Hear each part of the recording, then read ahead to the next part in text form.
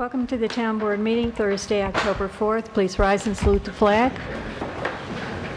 Allegiance to the flag of the United States of America and to the republic for which it stands, one nation, under God, indivisible, with liberty and justice for all. Emergency exits are to my right behind the town attorney and also the door we came in. Roll, please. Councilwoman Samoji? Here. Councilman Gutierrez? Here. Councilwoman Doyle? Here. Supervisor Brody? Here. And the record will reflect that Councilman Morris is absent this evening. Public comment? There's no one here. Supervisors report. Wassaic Trail to the Train update. We're awaiting a notification from DOT LPU, which is Department of Transportation Local Projects Unit, to proceed with construction activities. Town of Amenia Highway Garage land update. The Town Board is voting on the resolution for the transfer and conveyance of the highway garage land from DEC. Then legal counsel at OGS, which is Office of General Services, will draw up a deed, and a closing date will be scheduled within the next few weeks. Amenia Town Hall upgrades. Contractor is working in Amenia Town Hall to start ADA and window upgrades. Fellinger Engineering will be sending out bids for electrical contractor to install generator and do electric upgrade. Water laws. Local law will be introduced in October and public hearing date set. Rate increases and additional fees effective 1/1/2019 will also be introduced. Noise law update. Review of suggested updates to local law and zoning are in progress. Wassaic Park. Greenway grant will be applied for to provide funds for a landscape architect to create a plan and cost estimate for upgrade. Town Clerk Report. Good evening. The monthly share was remitted to the supervisor in the amount of $796.75. The minutes of August 16th, September 6th and September 20th have been distributed to the board. Has everyone had an opportunity to read them? I'm still working on September 6, 2018, So but I should have it by the end of the End of the meeting? night. Yeah, Great, we'll come back. pages. Yep. Sure, we'll come back. Thanks. The JCAP resolution I circulated earlier this week. At this time, Maureen and I would like to submit our annual JCAP grant to New York State, and we're working on gathering a list, but this is part of the requirement, is getting the support of the town board. So tonight I'd like to present the authorization of the application of the Justice Court Assistance Program. Resolution number. 59. Whereas the supervisor has received the application for the Justice Court Assistance Program, which shall be used only in accordance with the provisions of Chapter 280 of the laws of 1999, with all rules and regulations governing said program.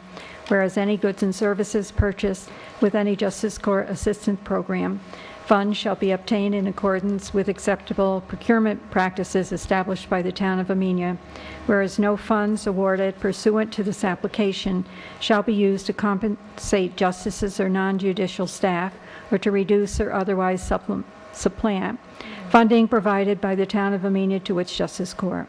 Be it therefore resolved that the Town of Amenia Town Board authorizes and supports the application for the Justice Court Assistance Program, and I make that motion. Second. Councilwoman Samoji? Yes. Morris absent. Councilman Gutierrez? Yes. Councilwoman Doyle? Yes. Supervisor Brody? Yes. Thank you, everyone. Also this evening, we have the Greenway grant application, and the resolution, and I've submitted that resolution out and about, and that would be resolution number 60. A resolution authorizing the submission of a Hudson River Valley Greenway Community Grant to develop a concept plan for Wassaic Park. Whereas the Town of Amenia has applied for and received a total of $17,500 in Hudson River Valley Greenway grants to assist the town with costs associated with the local projects such as the 2007 Comprehensive Plan and the 2008 Hamlin Plan and the Wassaic Trail to the Train project in 2011. Whereas the town has met with representatives with Parkitects who developed the playground at Amenia Town Hall, who have made some suggestions for improvements to Wassaic Park, including improved parking, enhanced access to the park, along with handicap accessible parking spaces, new signage, kiosk, safety, and other improvements to the playground. Whereas the town of Amenia was one of the first communities in Dutchess County to join the Greenway Compact.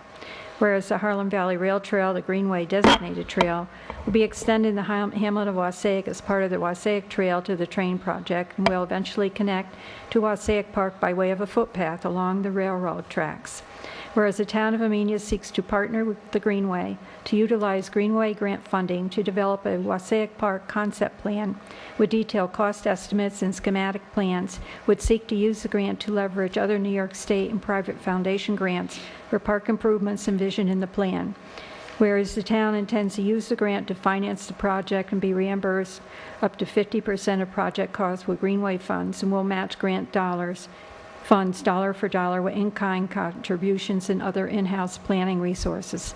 Now therefore be it resolved that the town of Amenia hereby authorizes supervisor to submit an application to the Hudson River Valley Greenway for a project known as Wassaic Park Concept Plan by Friday, October 12, 2018, seeking a grant of up to $10,000 to assist the town in the development of a concept plan for Wassaic Park improvements.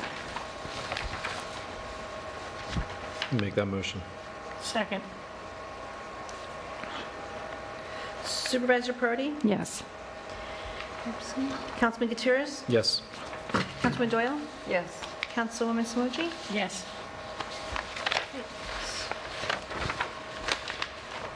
Also this evening, distributed in front of you is I've received the 2019 tentative budget. So you guys have all received your copies for that. We have I have an announcement, but it's also an informational piece. The Weewotuck bus drivers would like to just use our lower parking lot, which they've always used. It's the free parking lot.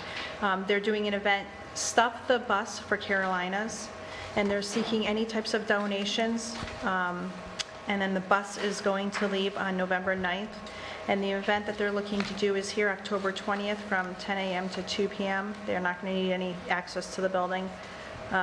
Anyone that's interested in making donations and supporting the Weewotuck bus drivers and the Weewotuck School, donations can be dropped off at Talk of the Town Deli, Trotter's Liquor Store, October 6th at the Millerton Town Hall, October 20th at the Amenia Town Hall from 10 to 2, and it's going to be Agway and Millerton, and I don't know those times because when she made the request this morning, she didn't have theirs yet. So that's something that they're looking just to use our lower lot for. Nancy's asked that I remind everyone that they're going to be bringing bingo back to the firehouse on October 19th. Doors will open at 5:30, and I'll have the flyer for that at our next meeting. And at the last meeting, I announced that the hazardous waste disposal for large items is an ongoing event, and registration deadline is going to be tomorrow, October 5th, but available here at the Town Hall. There are forms. And that's all I have for this evening. Quick, short, and simple. Do you want to come back to the minutes, or? I'm done, Oh, you're done? So I Okay. don't know if everybody else has had a chance to read them. Yeah, I just had one small change to September 6th.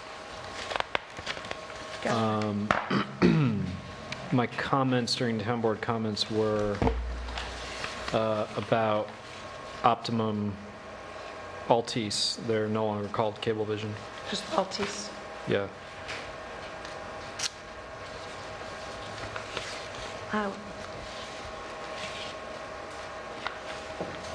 Got it. So did everybody here, we're changing Cablevision to Altice? Okay.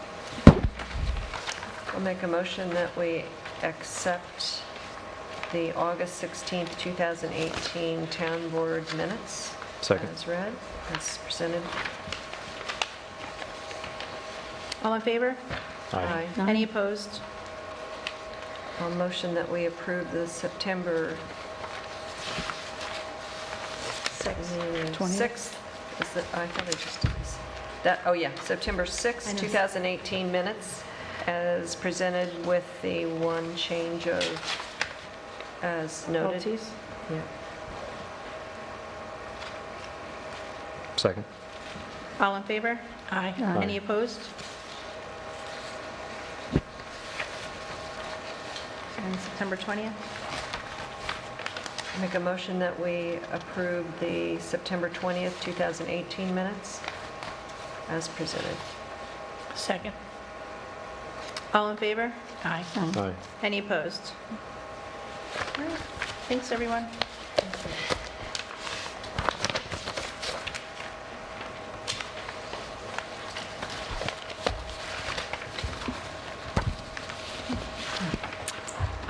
Building report. September's monthly report for the building department. We have issued 4 new building permits totaling $494.50. Continuing with certificate of occupancy searches, and for this month we did 3 searches, which total $500 with 3 fire inspections of $150, and a temp permit of $375, and a renewal of $175, bringing the total for the month to $1,694.50. Is it possible to get him to give a report on his code enforcement activities? Or is it What are you asking? so that we have an update on where he is with enforcement issues? Okay. Or should I just pop in and ask him? I wouldn't mind a report. Because he had a graph that was Oh, that was helpful the in seeing zoning, you mean the status, zoning one? zoning enforcement issues. that- Okay. Where he is on those things? Okay. Yeah, I can shoot him an email at the end of the meeting. Okay. Thank you. Are there any other committee reports? I believe the CAC may not be meeting in October, but instead, we're going to be, I believe, there's the same night is now our training for SECRA, right? Is October 24th, I'm going from memory. November. moved, No, they've yeah. got changed to November 14th. Oh, thank you. Okay. October 24th is the public hearing for the regional ambulance in the auditorium And that is the third Wednesday, isn't it? at So 7. I think we are going to regional meeting. I think that's going, if you want to attend that, please let me know and I'll update you, but I believe we are perhaps not going to attend that, or not going to have our meeting in October. No, the 26th for the meeting was supposed to attend at 7 o'clock upstairs for the SECA. Secret, yeah, that was the 24th it was supposed to be. Yeah, it's changed to November 14th. It's changed to November 14th. Yes. And Vicki, just so you know, the 24th is the 4th Wednesday of October, not the 3rd. Oh, it's the You guys were 4th. already on the Yeah. 17th. Okay, so I don't know what our status is with CAC. I apologize. Sorry, Secret's moved to November 14th, November 14th. 14th. Wednesday. 7 p.m., right? Yes. Okay, so that's, okay, that one's out.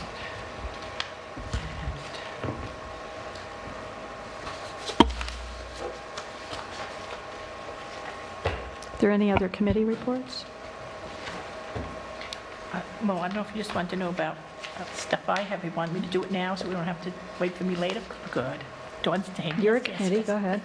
I'm a committee woman. Let me let you know, AARP Smart Driving class, which I know people have been looking for a long while, it is coming back. And it's coming back Saturday, November 3rd at 9 a.m. to 4:30 p.m. Tally Ho Estates will host it. 18 years and up, you can attend with a valid driver's license. Flyers will be coming out as soon as I get the information. I just got the call from the gentleman that's taking my place. So just mark that date on your calendars if you would like to go. It's going to be at Tally Ho. Thursday, October 11th, 2 p.m., Golden Age Singers in the Town Hall. It's free. Please come, please come. And AquaTurf is our last bus trip, and that's going out on Tuesday, October 14th. So if you haven't seen me or called me, please call me this week and early next week, because Wednesday I give the money to Marge, okay? Thank you very much. That's all that I have. I'm done. Okay, resolution for CDBG sidewalk grant, Resolution 62. One. One. Authorizing an application to Community Development Block Grant Program, whereas the Town of Amenia is a participant in the Dutchess County Urban Consortium for the Community Development Block Grant Program for fiscal year 2019, whereas the Town Board held a public hearing on September 6, 2018 to obtain input pertaining to a possible Community Development Block Grant Program application, which request $150,000 for Amenia East Main Street sidewalk repairs. Now therefore be it resolved that the Town Board hereby approves an application to the Community Development Block Grant for $150,000 for Amenia East Main Street sidewalk repairs. I'll make that motion. Second. Supervisor Prodi? Yes. Councilwoman Doyle? Yes. Councilman Gutierrez? Yes. And Councilwoman Samaji? Yes. Okay, we were sent a bid document by Fellinger, and I just want to get authorization to go out to bid for generator electrical contractors.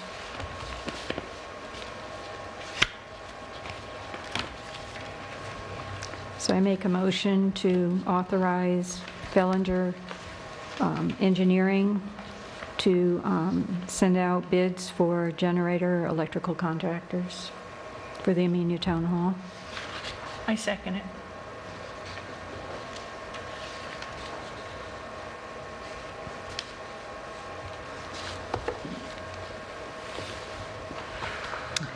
Councilwoman Samaji? Yes. Councilman Gutierrez? Sorry. Yes. Councilwoman Doyle? Yes. Supervisor Prodi? Yes. I sent it out again just before the meeting. Yeah, I know, I saw that. It's like, what is I thought it might, I wasn't printing a 220-some No, page it's like, document 5 times. just making sure that it wasn't new and I had seen it before, so thanks. Okay, we have the first pass at the budget, the 2019 tentative budget. We need to set up a meeting. The only day I'm not available is the 11th. I'll be out of town.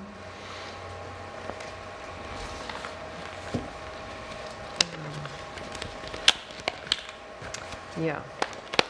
So it either can be next week or the week after, whenever you want to do it. We have plenty of time before we have to move to the preliminary and put in a public hearing isn't due till November. So I think we had done some Thursdays that were not the typical town board meeting, but you're out of town the 11th.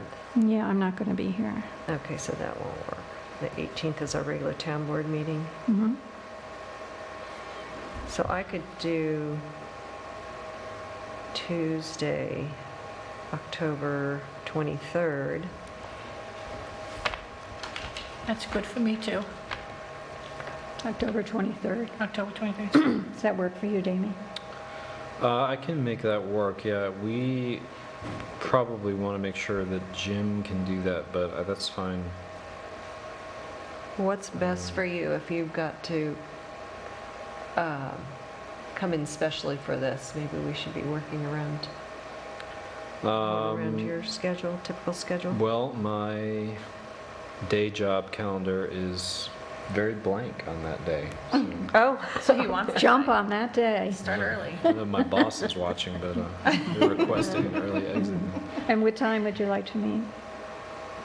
We could meet at any time, whatever. Usually my train comes in at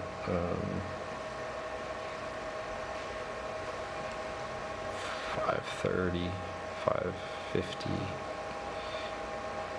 Want to do 6:30? Yeah. That work? Okay, so it's 6:30. the budget meeting.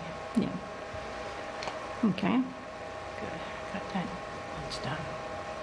And these generally tend to go long. Right? Yeah, because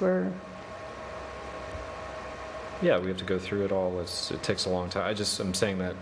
that's why I gave you the books, so you get a head start on it. Yeah. I remember Jim was surprised his Okay. first time, so that's. My question is, do we have to do it all in one night if we broke it up? What Would it make about it- Monday, October 22nd? I don't have anything that night either. I know it's going to be a long week because then we have a town board meeting that Thursday, right? Right. And we have No, secret. No, we no. had it the Oh, week no. before. Oh, okay, so that's not, okay, so we could do it that Thursday, the 20, But I thought he said the 23rd is open, right? well, the You are? 23rd is, yes, that's on. Oh, you're talking about a second day? Yeah, I Ah. was talking No, about, I mean, if you broke it, break. oh, we have to do a couple of meetings, I Oh, would okay, think. that's to- what Yeah. I'm saying, that's what I'm saying. I but would So you want to do the 25th too? 25th is fine with me. I don't know, what anybody, So then we would have Tuesday, the 23rd budget meeting at 6:30, and then Wednesday, oh, no, sorry, that's right. Thursday. And then Thursday, October 25th okay. at 6:30 also, Damien? I'm just checking.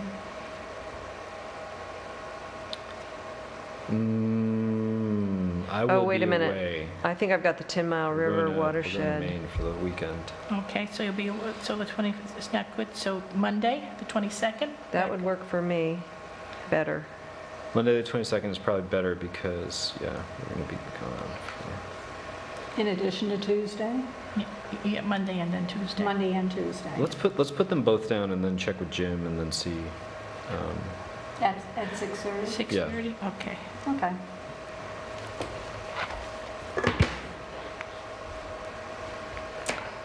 And water laws discussion, do you want to take that, Scott?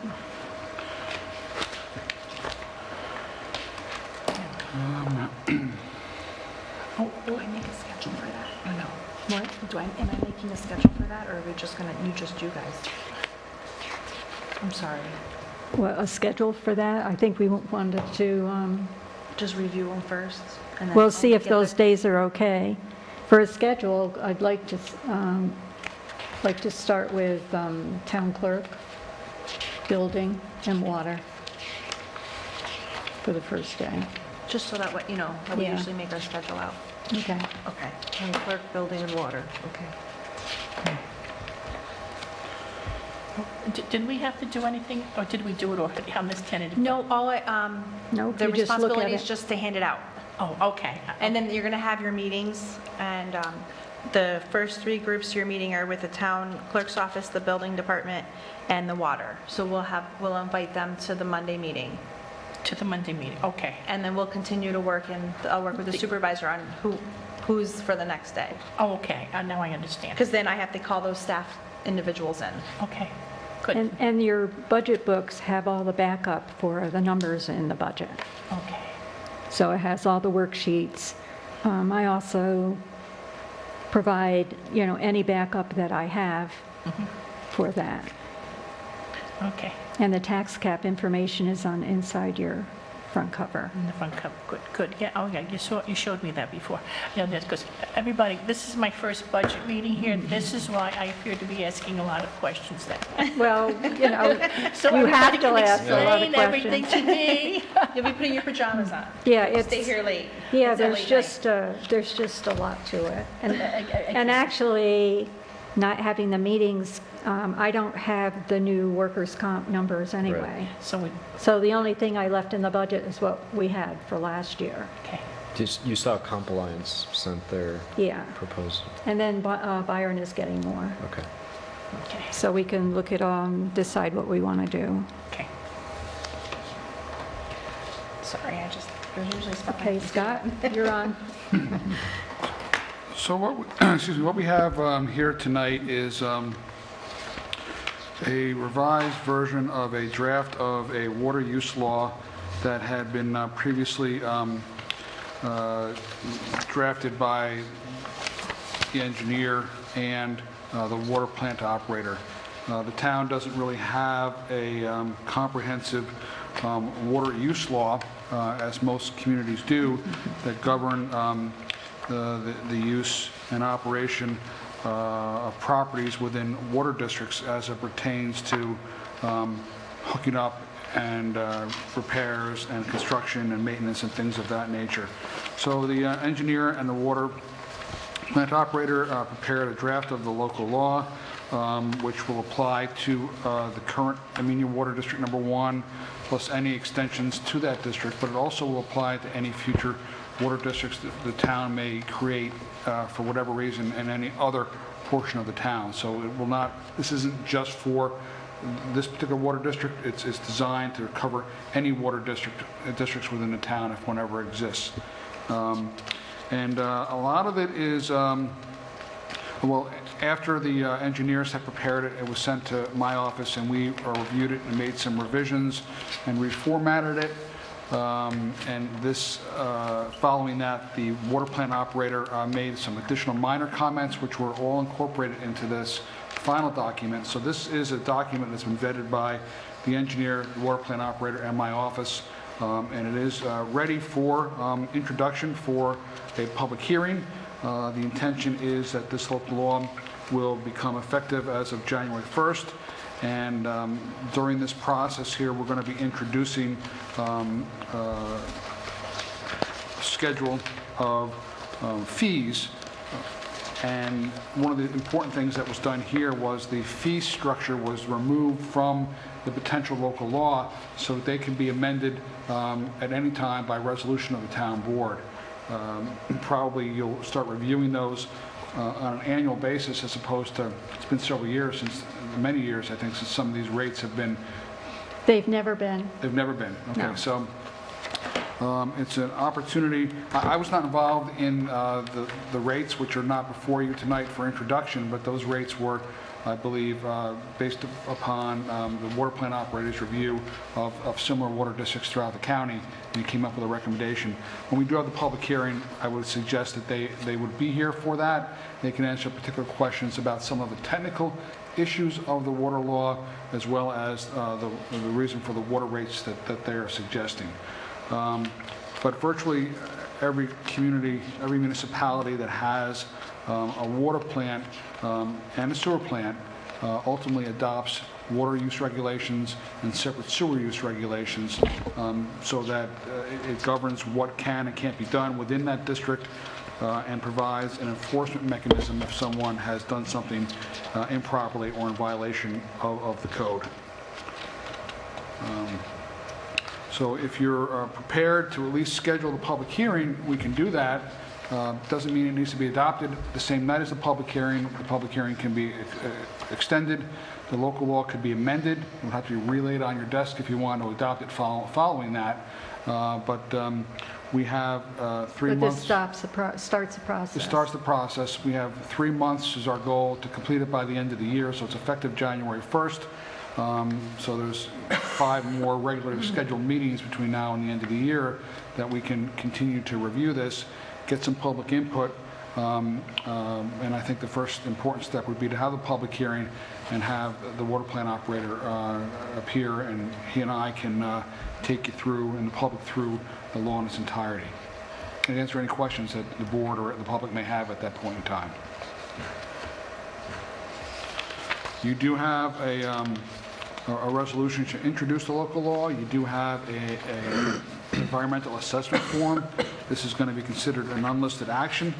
The town board is the only agency that has jurisdiction over this, so you're going to be the lead agency.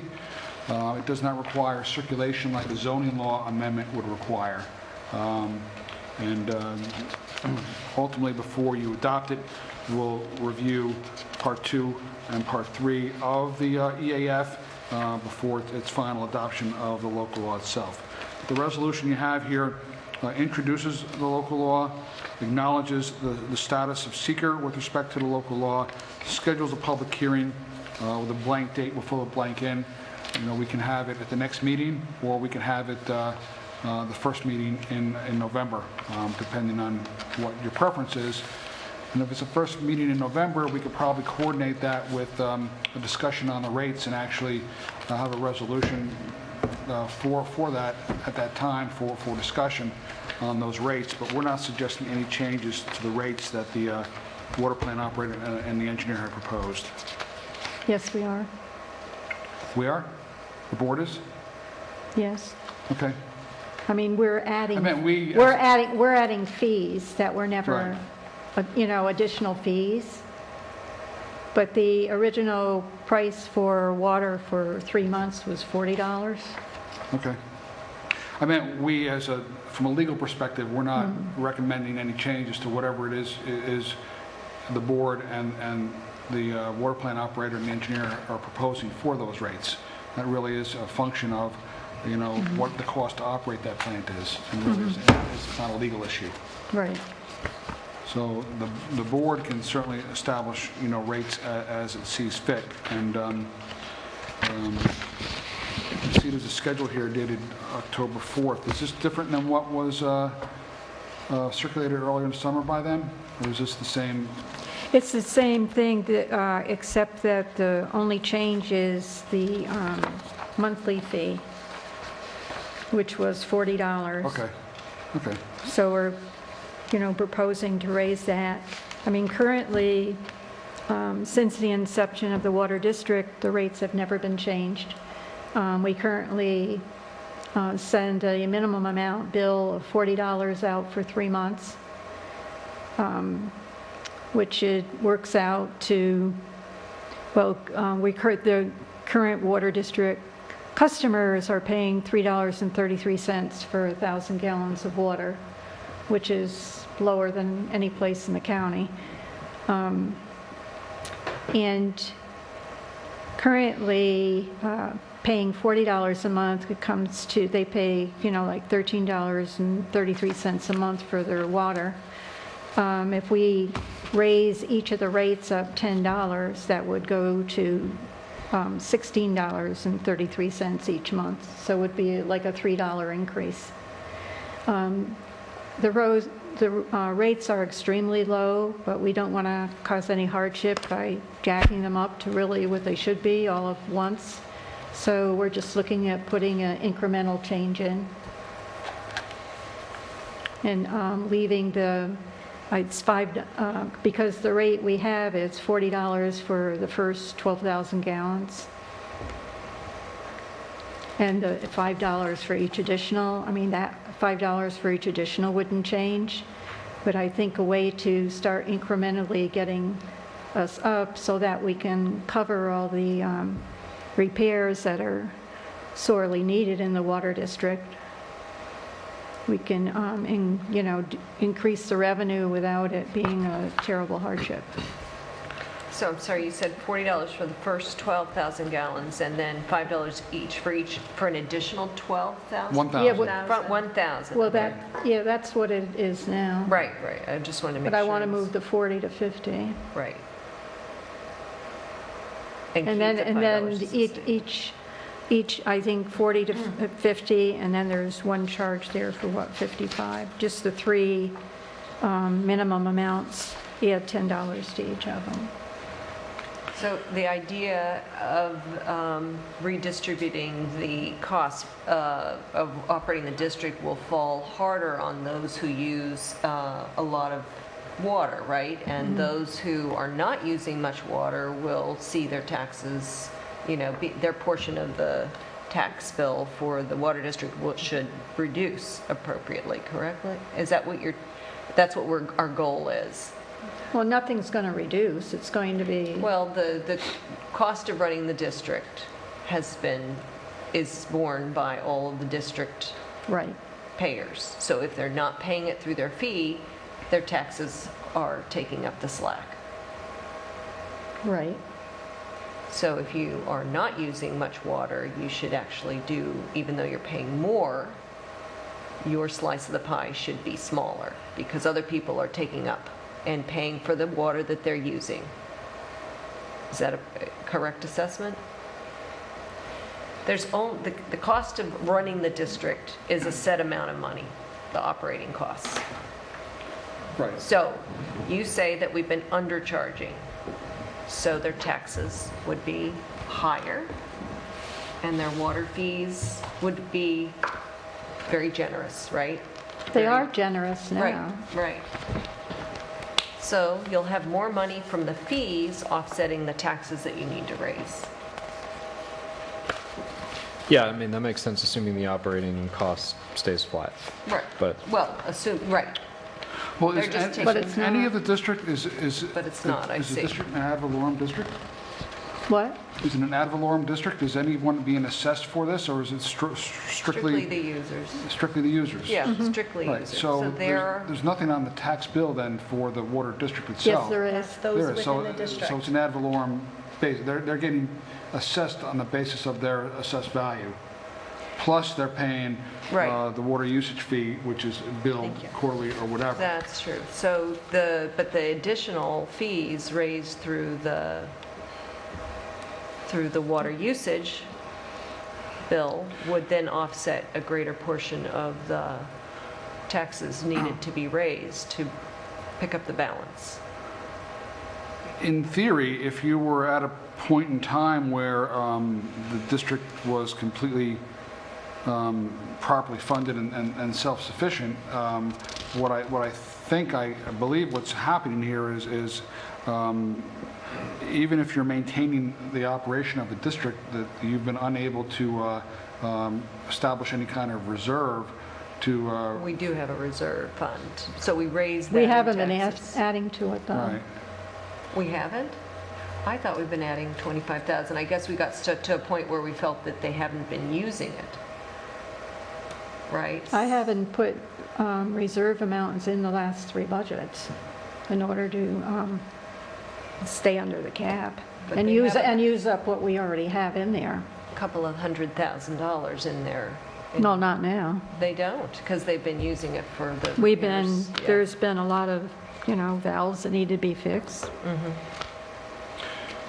But under normal circumstances, once you're at a position you want to be, if it's X number of dollars to completely operate the district, and in theory, greater usage could result in a reduction in the ad valorem tax. But I don't know if you're in a position, I don't know what the budget this year proposes as far as the total dollar figure for next year. I haven't looked.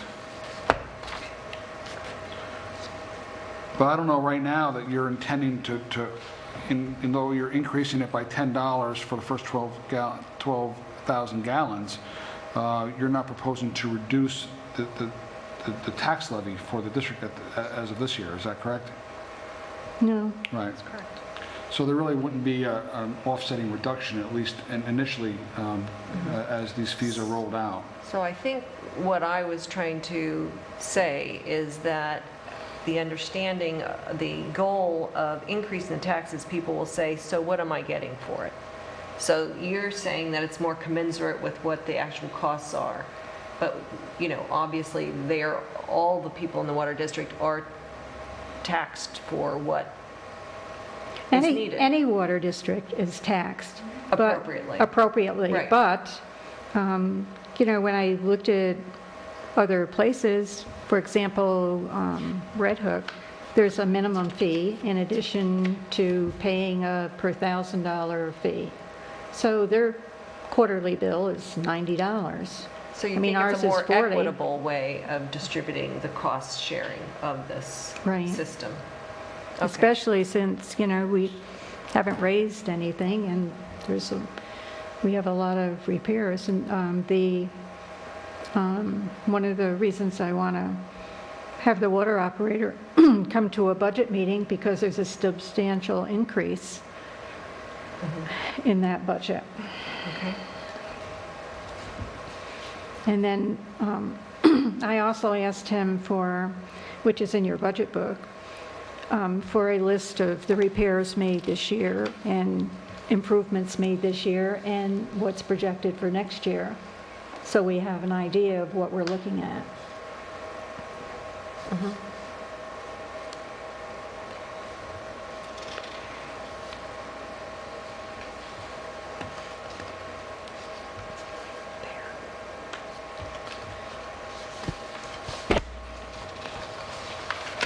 So we need to just set a date?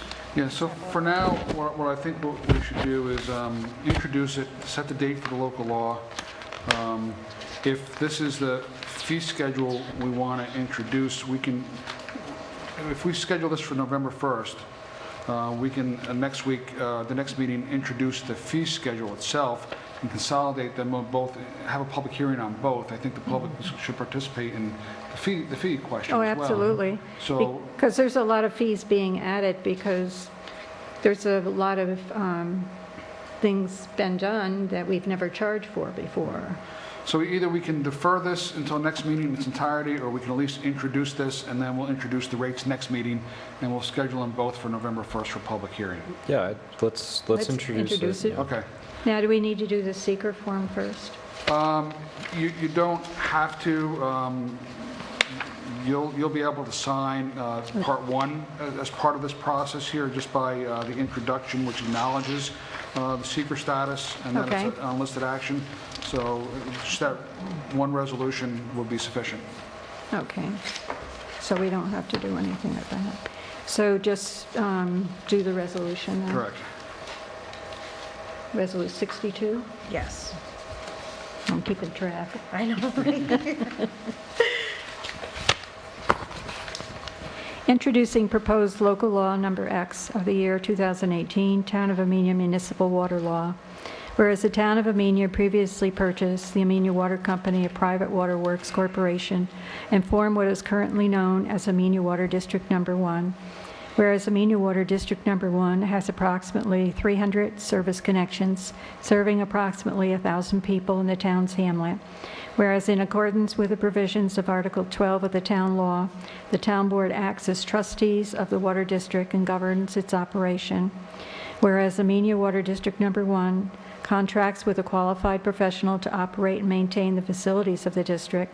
Whereas the town board of the town of Amenia recognizes that there is a need to establish rules and regulations governing the installation of water mains, service connections, service lines, and other equipment, fixtures, and appurtenances in the town water district, and any extensions thereof, and concerning other matters of the public water supply in the town of Amenia, so as to promote the safety, health, protection, and general welfare of persons and/or property in the town.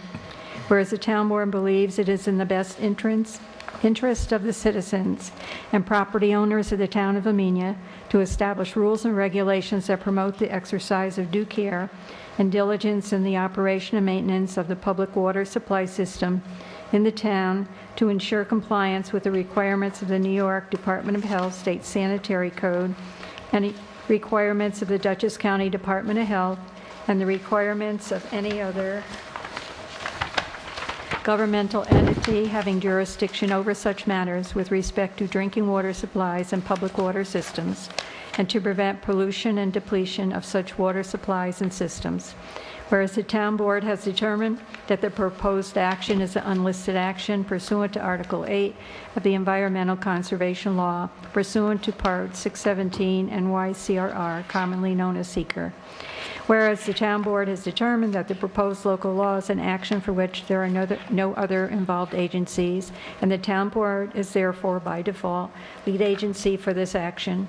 Now therefore be it resolved, the town board hereby introduces for consideration of its adoption proposed local law number X of the year 2018, Town of Amenia Municipal Water Law, in the form annexed hereto, and be it further resolved that the town board has caused to be prepared a short form EAF and has reviewed the proposed action pursuant thereto, and hereby determines that the proposed action will not have a significant impact on the environment, and hereby makes a negative declaration of significance. Resolved that the town board hereby schedules a public hearing regarding the proposed adoption of the annexed local law on the first day of November 2018 to be held at Town Hall 4988 Route 22, Amenia, New York, and the town clerk is directed to post a notice of public hearing in the town's official newspaper, the Millerton News, and on the signboard maintained by the town clerk and town hall not less than 10 days prior to said public hearing date, that such that such notice shall be in the following form. I make that motion? Second. Supervisor Perotti? Yes. Councilwoman Doyle? Yes. Councilman Gutierrez? Yes. Councilwoman Samoji? Yes.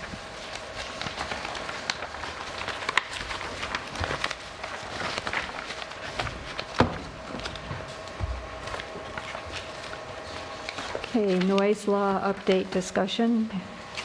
Does anybody have any comments on the proposed noise law? Sorry, real quick, before we get to that, we're not going to do the part one secret? Well, it was incorporated by reference. I can, maybe I should just, I know we've already adopted it, but let me just take you through it real quick, just for the record, okay? Ultimately, this is not an action which is going to have any environmental impact because it doesn't contemplate anything being done except adopting rules and regulations. So by definition, it's going to have no negative environmental impact. So what this does is identifies the name of the project as the Town of Amenia water law. The location is in the Town of Amenia, and it's the proposed action is for the adoption of a local law regulating the method of connection to and the use of the public water supply in the Town of Amenia. The public water supply is already an existing water system, and no new system is being proposed at this time, so no environmental effects are anticipated. Obviously, if you were going to create a new water district, that would be subject to its own environmental review later on, and that would be a more involved process because that likely would have environmental impacts. It identifies the town board as the sponsor, and then there's a series of questions which I think you're familiar with. Number one, does the proposed action only involve the legislative adoption of a plan, local law, ordinance, administrative rule, or regulation? So the answer to that is yes. And because of that, you get to skip most of the other questions, which would only apply if there's actually a project that you're considering. And then you continue down to 7.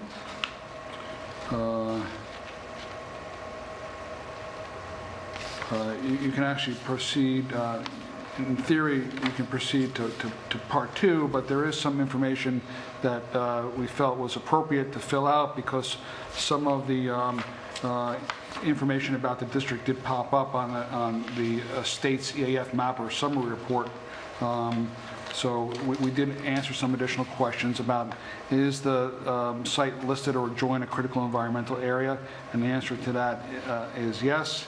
Does the site have a structure that is listed on the state or national register of historic places or in a archaeologically sensitive area?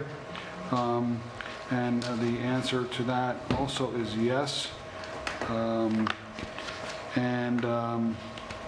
Does any other portion of the proposed action or lands adjoining the proposed action contain wetlands? And the answer to that is yes. Does the site of the proposed action contain any species of animal or associated habitats? And there are yes to that as well, because they did come up. Is the project located in a 100-year floodplain? The answer to that is yes. And has the site of the proposed action or an adjoining property been the subject of remediation for hazardous waste? And the answer to that also is yes, all as defined by the EAF mapper. If we then proceed to part 2, because this is a short EAF, there are a number of questions about whether or not there would be a potential small impact or a moderate to large impact which would occur as a result of adoption of this water use law. Will the proposed action create a material conflict with an adopted land use zoning plan or regulations? So that's no. Will the proposed action result in a change in the use or intensity or use of land? The answer is no. Will the proposed action impair the character or quality of the existing community? No. Will the proposed action have an impact on environmental characteristics that cause the establishment of a critical environmental area? No. And again, this is an existing water district, and again, these are just the rules for hooking up to water in that district. Will the proposed action result in an adverse change in the existing level of traffic or infrastructure? No. Will the proposed action cause an increase in the use of energy? No. Will the proposed action impact existing public or private water supplies or public or private water or waste treatment utilities? So it's a no, or a small impact may occur there. It's more likely the no, but if people are going to be doing work in conformance with the regulation, it could potentially have an impact, but we believe it would be less of an impact than if they were doing something without the benefit of rules and regulations to follow. Will the proposed action impair the quality or character of the historic, archaeological, or aesthetic resources? No. Will the proposed action result in an adverse change in natural resources? No. Will the proposed action result in an increase in the potential for erosion, flooding, or drainage problems? No. And will the proposed action create a hazard to environmental resources or human health? No. Some of these questions, if you were forming a new water district, would have been moderate to large, but again, because we have an existing water district, it does not. And then ultimately, when you go to part 3, although nothing is required to be filled out here because nothing was identified to have a moderate to large impact, we did provide a statement that the action is simply the adoption of a local law to regulate the use of the water system in the town, and the proposed law is regulatory in nature. It does not have any direct effect on the environment. No new water systems are being proposed, and no additional water demand will be created by the adoption of this law. So as a result of that, you were able to declare yourselves lead agency and make a declaration of non-significance as we proceed here. Thank you. Thanks for pointing that out. I should have done that before. Thank you.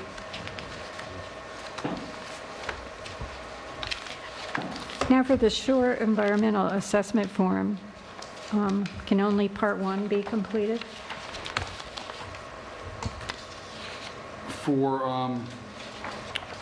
It depends if nothing is identified to have any impacts. You can go directly to part 2. Part 2 typically is completed, and then part 3 is only required if there's any further explanation necessary. Okay.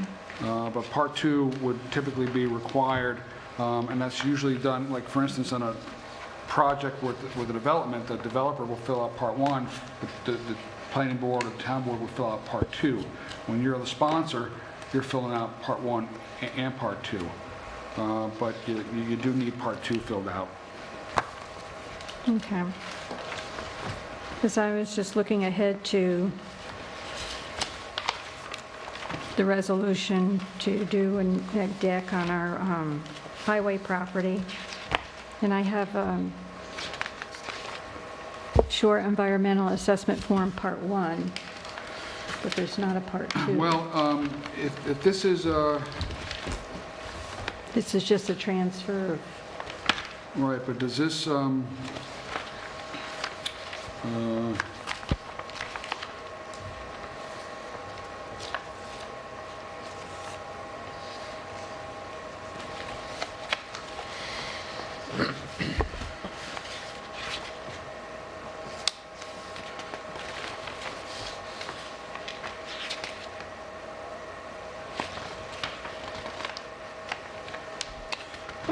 I don't know who prepared this.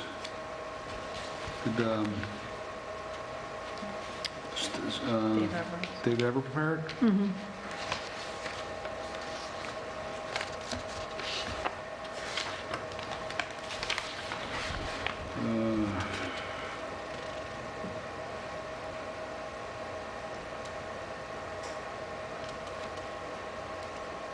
Well, why don't I look at that, and you can proceed with the rest of the items on the agenda while I just take a quick look at what he prepared here, okay? Okay.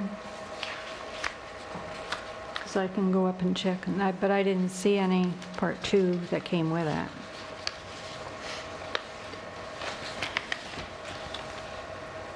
Okay, we have other matters. Well, you had asked about the noise law.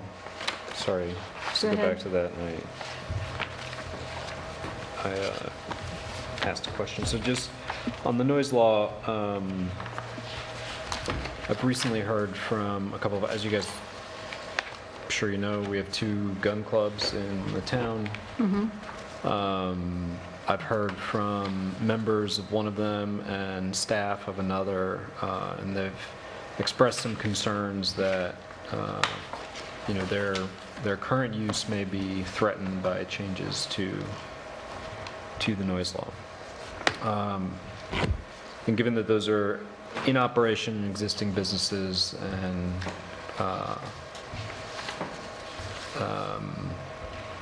was wondering if there was interest in explicitly acknowledging that in the noise law, just stating that, you know,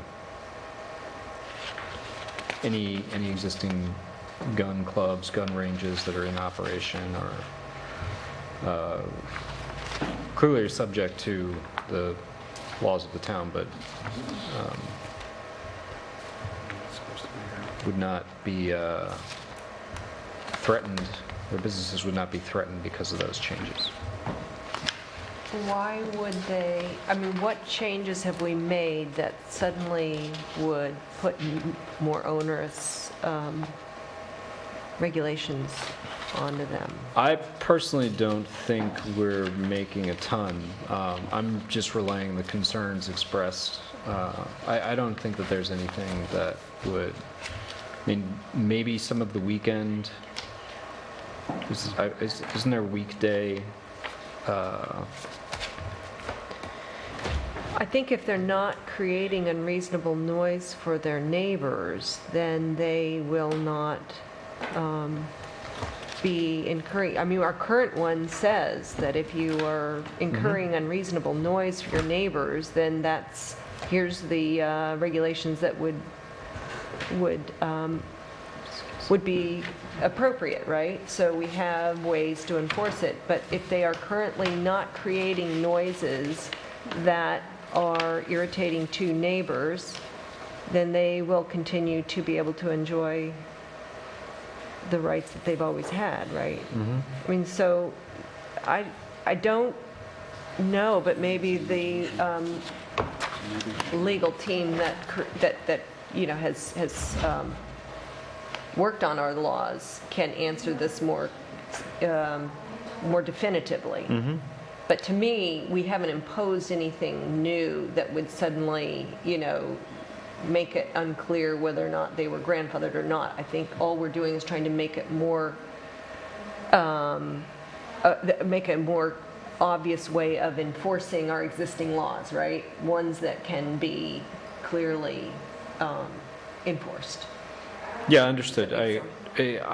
When the gentleman from Dave Everett's office came and spoke, we did talk about sort of a explicit acknowledgement of those two clubs or any existing businesses that you know, rely on being able to operate, and but that didn't come through in the noise law draft. Yeah, but that gentleman who spoke, he's not he doesn't have a gun club. The one you're talking about, he was talking about... No, I'm talking about the lawyer from Dave Everett's office, not the gentleman who spoke. Oh, okay. Yeah. He's a different fellow. Okay. Right. Because I thought the gun clubs themselves were governed under some state laws and stuff already for where they do things. Yeah.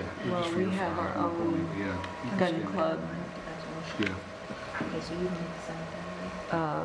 specifications, I believe, but maybe it's best for the lawyer who created this to explain to us carefully what new potential requirements may or may not be involved in this. I thought that my understanding is just that we're being able to enforce the laws that we currently have better in a more reasonable way. Right. I didn't think clarifying. I didn't think we were impinging on the existing gun clubs and the regulations that we have for them and stuff like that.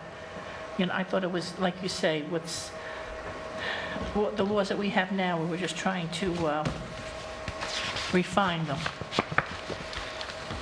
Yeah, well, Maybe it's worth asking directly to the Dave Everett's lawyer who was here, whoever Sure. that guy was.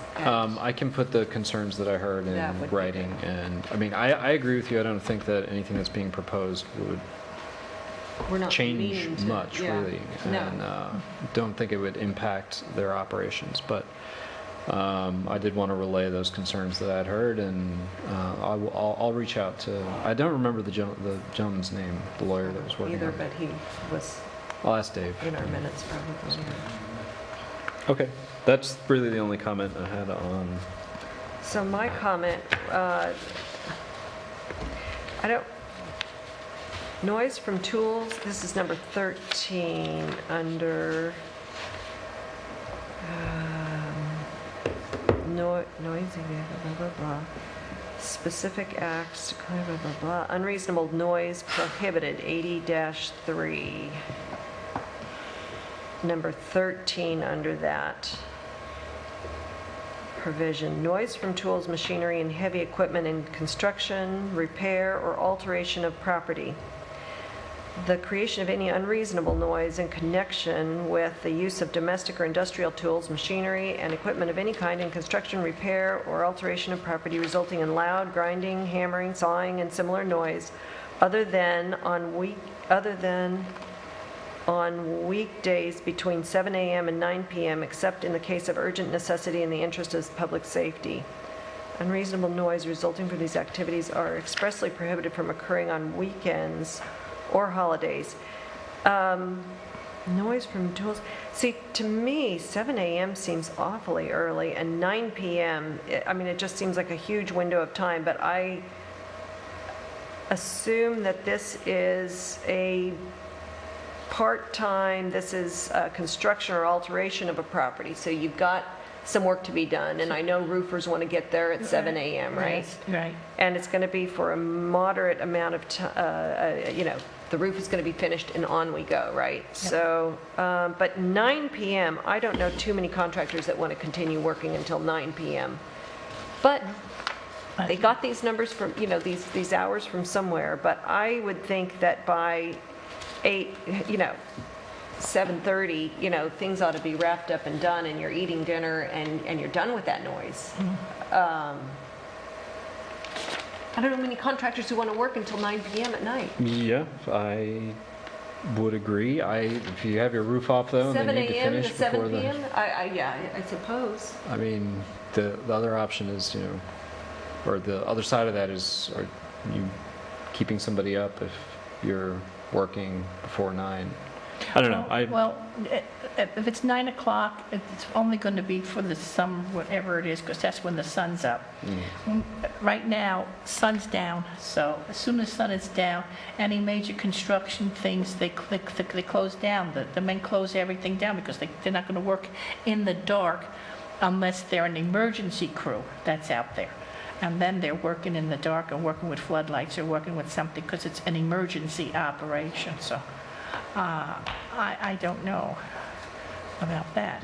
Unless you're looking at the noise ordinance for like just the general around the house stuff, mowing of your lawns or cutting of your bushes, or I don't know what other around the house noises would be, frankly. It has to be a noise that is of unreasonable nature. It can't be vacuuming, it can't be, Exactly. using a power drill. So it would have to be, and I don't think, I don't know.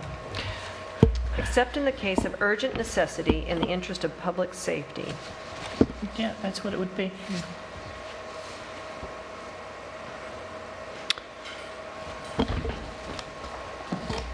And prohibited from occurring on weekends or holidays. Now, to me, No, that's a little there's iffy. some of us who, do our own home repairs, and we're going to be able to do this on weekends. And I don't think it should start at 7 a.m. and end at 9 p.m. I don't know. I think, I would say on weekends it should be, I don't know.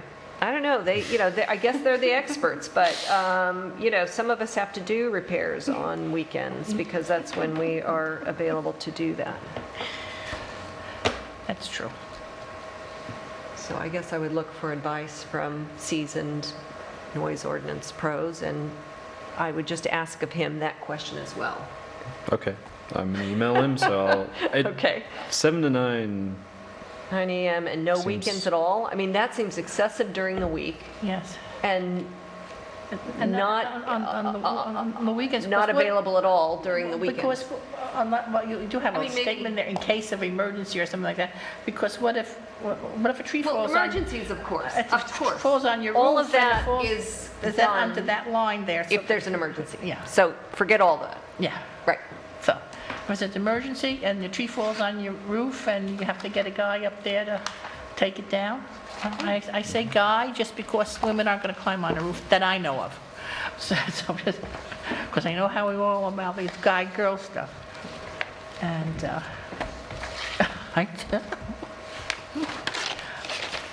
All right, well, we We have other matters. have other matters. Should we wait for Victoria? Do you want to read the public hearing notice? She's already sent it to me, and I've already put it on the website. So you can read it Sure. if she's not. Setting a public hearing regarding the results of the feasibility study for the regional ambulance service. Sure. Oh, she's back. I was going to let them read a resolution while we were waiting. older email. Oh, good. Good. Sorry about that. That's right. So we have a couple of questions that Damien is going to forward to the lawyer who prepared the noise ordinance. Okay, that would be great. Sure. And then he'll send us the answer. Stir that. Okay. Yeah, we have several other matters, one of them which is the short environmental assessment form for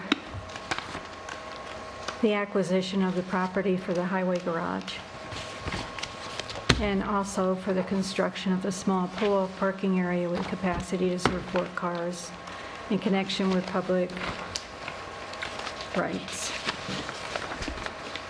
So now that I have 2 and 3,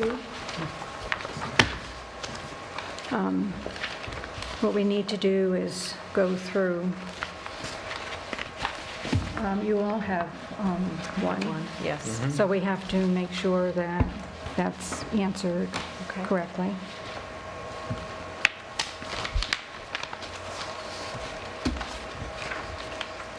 And 2 is the same form you just saw for the water law, And it would be the, and everything is marked no. Okay. Do we want to just read this out loud quickly? I'm happy Sure, to go do it. ahead. Part 1, short environmental assessment form. The name of the project is the acquisition of lands from New York State for highway purposes and construction of pull-off parking area for public fishing rights. Project location 3654 Route 22, Amenia, New York 12590. Is that correct? 125. This is Zimwasaic 12592. 92. Huh? It's not the correct zip code. That's not correct zip code. 12592. Tax map parcel number 720710, Sin Patch Road, Amenia, New York 12592. Tax map parcel number 4399951. The project consists of the acquisition of a parcel of real property located at New York State Route 22 consisting of approximately 5 acres from the state of New York pursuant to Section 34 of the Public Lands Law for highway purposes, together with the construction of a small pull-off parking area with capacity to serve 4 cars in connection with public fishing rights on land located along Dutchess County Route 105 to be transferred to the New York State Department of Environmental Conservation from the New York State Office for People with Developmental Disabilities. Town sponsors, or the sponsors of the town of Amenia. Does the proposed action only involve the legislative adoption of a plan, local law, ordinance, administration, or regulation? No. Does the proposed action require permit approval or funding from any other government agency? Yes. Execution of land transfer documents by New York State Office of General Services and approvals from Dutchess County Highway Department for driveway access. Total acreage of the site of the proposed action is 14.08 acres. Total acreage of the site to be physically disturbed is less than 1 acre. Total acreage owned or controlled by the applicant or project sponsor is 14.08 acres. Check all land uses that occur on, adjoining, or near the proposed action. Checked are rural, forest, other, which is a New York State DOT highway facility, And Parkland. parkland. Is the proposed action a permitted use under the zoning regulations? Not applicable. Consistent with adopted comprehensive plan? Not applicable. Is the proposed action consistent with the predominant character of the existing built or natural landscape? Yes. Is the site of the proposed action located in or does it adjoin a state-listed critical environmental area? No. Can I skip the no's? Is that all right? No. I would just go through it. All right. I Well, would back to 5, I would say it is consistent with the adopted comprehensive plan, because recreation, fishing, Well, it's not applicable because it's a municipal use and you're exempt from your own zoning and comprehensive plan, so. so you just say it's not not consistent applicable. even, it's, oh, not It's not applicable. I see, applicable. okay. Okay. Will the proposed action result in a substantial increase in traffic above present levels? No. Are public transportation services available at or near the site of the proposed action? I would mark that as yes. What public transportation? It's right across the street from 10 Mile train station. No, it's No, not. it's not. It's The not even near fishing- it. Which fishing one? Is this the one across from? It's on Sin Patch Road.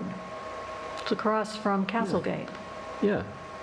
So, okay, I mean, we can leave it as no. I don't know what I mean, it's near not near. means. It's not qualified, but it's within walking distance, but. But here the light distance-wise, it's like from here to the light and back.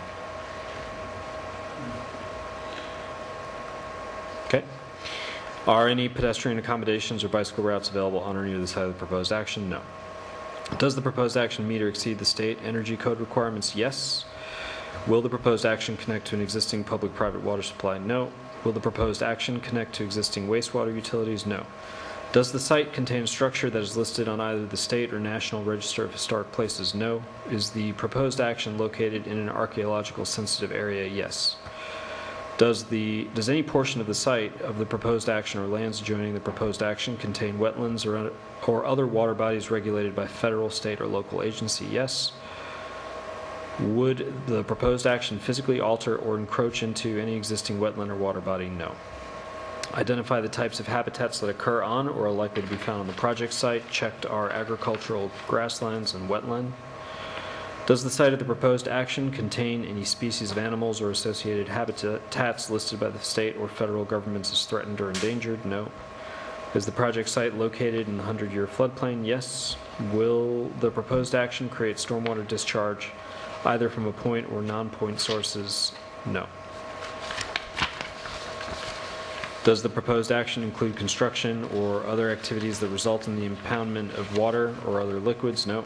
Has the site of the proposed action or an adjoining property been the location of an active or closed solid waste management facility? No. Has the site of the proposed action or an adjoining property been the subject of remediation? No. And that's the end of that. When it says are public transportation services available at near the site, what does near mean?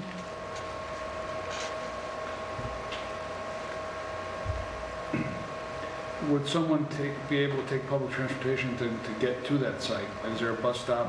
No. No. Or a train stop right No. there? That would be near. So which question You is that? could walk to it, You for can- goodness sake. Yeah, it's Are you really, kidding me? I mean, it's you could really walk. close. Absolutely, somebody could take people from the city are used to walking, and that is not a bad walk. I No, it's mean, not. No, I walk there every day. 2-3 times. I'd say yes, but I guess it You depends on walk who from you the are. train to where No, we're no, putting no, the... No, not from the train. I walk from... We're talking about walking From from the the train down to where the fishing site Oh, is. no, not from the train. No, I don't Okay. walk from the So- train. Right, so that's right across from Castlegate. Okay. This No, is I the don't walk river from there, the train, right? but I walk from their parking lot. It's across from Castlegate. This is the bridge. We're talking about putting it here, no? Right off. No. It's not this parking lot? What are you talking about? There's this parking lot that exists right on Creek Road. So here's the DDSO entrance. No. No. No. It's nowhere near. Castlegate. Keep I know where going. Castlegate is. So it's how far out? I was under the impression that it was going to be built right next to this bridge. No, No, we're talking about, it's across from Castlegate. It actually, the pull-off is across from Berkshire Apartments up the road. okay. Even further. Okay, let's stick with no. Look, Fine, if you fine, wanted fine, to fine. put yes to that, I do not believe that would impair or impact this negative declaration that you're going to be adopting. The fact that public transportation is there may be factual, but it has no bearing upon the environmental determination that you're going to make with respect to this. So if you're comfortable putting yes to that, and you think it should be yes, I Yeah, would we change it can to put yes there. I mean, it really would not impact the ultimate decision that you're going to make. If you think that's the more accurate answer, then certainly we should change it. I would argue that's the more accurate answer. I would too. So you want yes there? Yeah. Well, we can put yes there.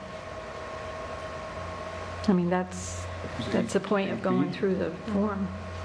8B, right, you're talking? 8B, correct, from no to yes. Everything else looked fine to me. Okay, part 2 says, will the same thing as the other one. Will the proposed action create a material conflict with the adopted land use plan or zoning regulations? No. Will the proposed action result in a change in the use or intensity of use of land? No. Will the proposed action impair the character or quality of the existing community? No. Will the proposed action have an impact on the environmental characteristics that cause the establishment of a critical environmental area? No. Will the proposed action result in adverse change in the existing level of traffic or affect existing infrastructure for mass transit, biking, or walkway? No. Will the proposed action cause an increase in use of energy and it fails to incorporate reasonably available energy conservation or renewable energy opportunities? No. Will the proposed action impact existing public-private water supplies? No.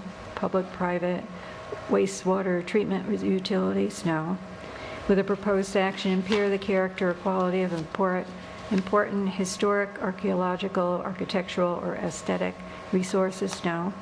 Will the proposed action result in an adverse change to natural resources, wetlands, water bodies, groundwater, air quality, flora or fauna? No. Will the proposed action result in an increase in a potential for erosion, flooding, or drainage problems? No.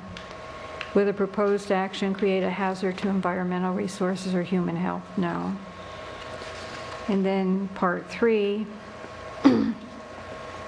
has checked this box if you are determined based on the information analysis above and any supporting documentation that the proposed action will not result in any significant adverse environmental impacts. And that box is checked.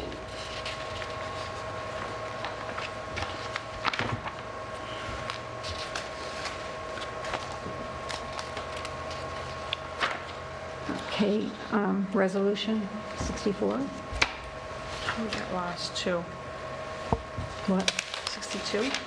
3, this one's 3. We left off on 62.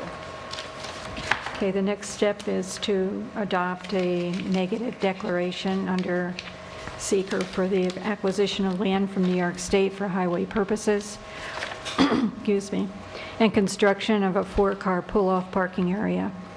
Whereas the New York State Department of Environmental Conservation filed a declaration of abandonment with the New York State Office of General Services relative to a parcel of real property located in New York State Route 22 in the town of Amenia, Dutchess County, consisting of approximately 5 acres. Whereas the state of New York, as the owner of the premises following its abandonment by DEC, is authorized to convey its right, title, and interest in the premises to the town of Amenia, pursuant to Section 34 of the Public Lands Law for the purpose set forth in the statute. Whereas the Town Board has reviewed a Phase 1 environmental site assessment relative to the premises prepared by Crawford and Associates Engineering, PC, dated February 2018, as well as a legal description and survey of the premises prepared by Daniel J. Russell, dated February 26, 2018.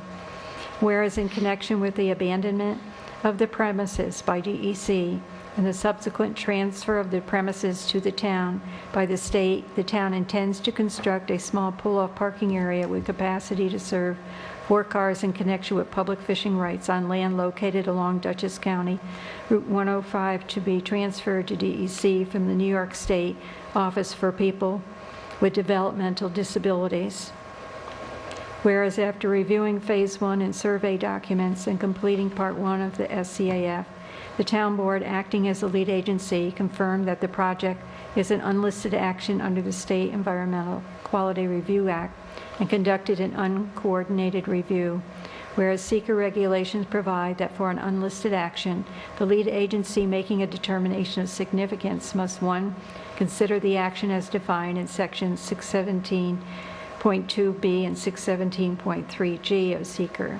2, review the EAF, the criteria for determining significance contained in seeker, and any other supporting information to identify the relevant areas of environmental concern, thoroughly analyze the identified relevant areas of environmental concern to determine if the action may have a significant adverse impact on the environment, and 4, set forth its determination of significance in a written form containing a reasoned elaboration and providing reference to any supporting documentation.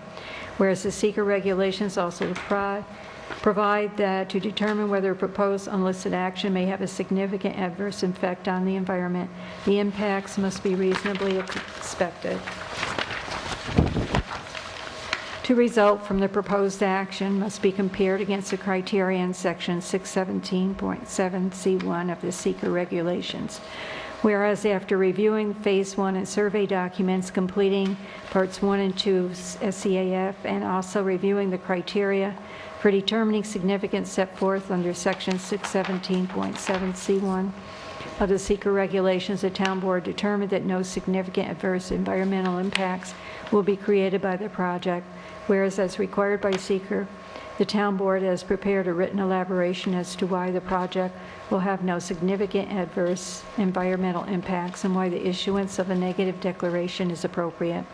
Now therefore be it resolved as follows. The Town Board issues a seeker negative declaration for the project, concluding that the project will not create any significant adverse environmental impacts, and a draft environmental impact statement will not be prepared.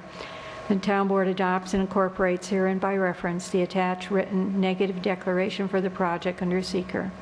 And the Town Board directs that the attached negative declaration be filed, distributed, and published as required by seeker regulations 6 NY CRR Section 617.12. The foregoing resolution was voted upon with all members of the Town Board voting and signing it as follows. Make that motion. Second. Supervisor Perotti? Yes. Councilman Doyle? Yes. Councilman Gutierrez? Yes. Councilwoman Samoji? Yes. Okay, the third step, be Resolution 64. Is the resolution authorizing the town supervisor to apply to the State of New York Office of General Services for transfer and conveyance of a certain parcel of state land known as the Wassaic Multiple Use Parcel, New York State Route 22, located in the town of Amenia, County of Dutchess. Whereas the State of New York is the owner of parcel property located in New York State Route 22 in the town of Amenia, Dutchess County, consisting of approximately 5 acres, as more particularly described in the legal description and survey prepared by Daniel J. Russell, dated as of February 26, 2018, attached hereto as Exhibit A. Whereas the state is authorized to convey its right, title, and interest in the premises to the town of Amenia pursuant to Section 34 of Public Lands Law for the purpose set forth in the statute. Whereas it is the desire of the town of Amenia to apply for a transfer and conveyance of the premises for street or highway purposes. Whereas the Town Board has issued a negative declaration under the State Environmental Quality Review Act, concluding that the transfer and conveyance of the premises will not create any significant adverse environmental impacts, and a draft environmental impact statement will not be prepared. Whereas the consideration for the transfer and conveyance of the premises as set forth in Section 34 is $1. Now therefore, it is hereby resolved that the town supervisor is hereby authorized to apply to the State of New York Office of General Service for the transfer and conveyance of the premises for street or highway purposes pursuant to Section 34 of Public Lands Law. And be it further resolved that the town supervisor is authorized to execute all documents necessary to effective said use and transfer and conveyance of the premises, and that such documents shall be subject to the review thereof by the town attorney as to form and substance. Is there a motion? I'll make that motion. Second. Supervisor Prodi? Yes. Councilwoman Doyle? Yes. Councilman Gutierrez? Yes. Councilman Smoji? Yes. The legal counsel of the Office of General Services is preparing the deed for the town of Amenia, and then a closing date will be set for the property.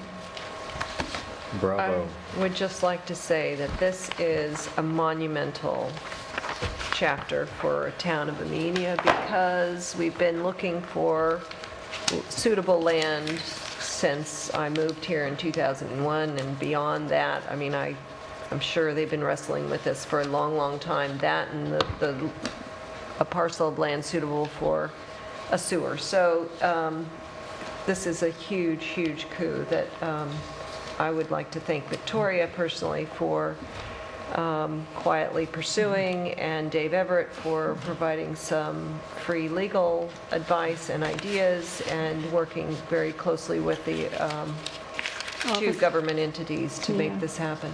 Yes. Congratulations, Victoria. You worked very hard. Thank you.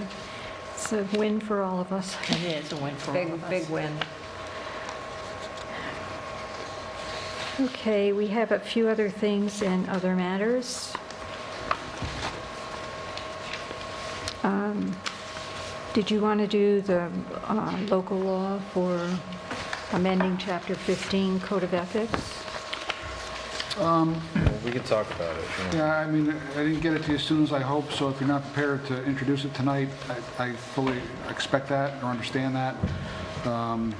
So we can discuss it and then introduce it next time if we make some tweaks, if you'd like to do that. Or if you discuss it and want to introduce it, I do have a resolution in order to do that if you want to proceed, but either way. So I had a question about the way this works. So what we're saying essentially is that if the Board of Ethics is asked to consider an issue involving, what is it? It's basically... So the general board powers, except for a minor change in B and C, and the rest of 1518 remain in full force and effect, and they're entitled and obligated to conduct a study, investigation, or render an opinion, or deal with a potential ethics violation if there's sufficient basis to do that. It's the subsections 1 and 2, which are really the new, completely new information, which ultimately allows the board, in the first instance, to impose penalties, which it already has the right to do, but we've included mandatory recusal as a penalty, for lack of a better word, to be consistent with the statutory definition. Or that the board can make a finding and make a recommendation or refer to this board, the town board, in order to impose such penalty, which also would include a mandatory recusal.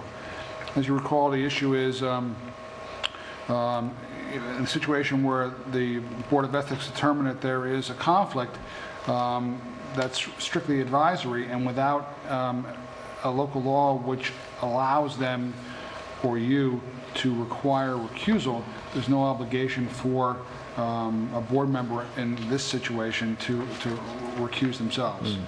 So this was just an effort to give the Board of Ethics or this board more authority to require recusal. Well, so maybe I'm just getting confused with board. and what that is referring to? Board here is the Board of Ethics. The Board of Ethics, The okay. Board of Ethics. So my question was, the way that this is written, the Board of Ethics would be issuing orders to impose penalties, including mandatory recusal, right? Correct. We're not saying that the Board of Ethics would determine that there was a conflict, relay that information to this board, and then this board would be in a position to... They could choose to do that. There's an or in here that either they can make that decision or make a recommendation to you and allow you to. Oh, that's two. That's Okay. two, yes. I see.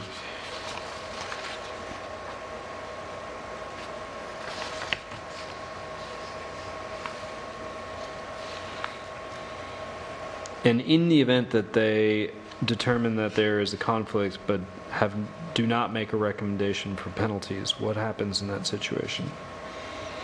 Basically, what's happened now, they've made a recommendation but have not imposed a penalty or required recusal. But if they don't recommend further action to the town board, it would die or end with the Board of Ethics decision at that point in time.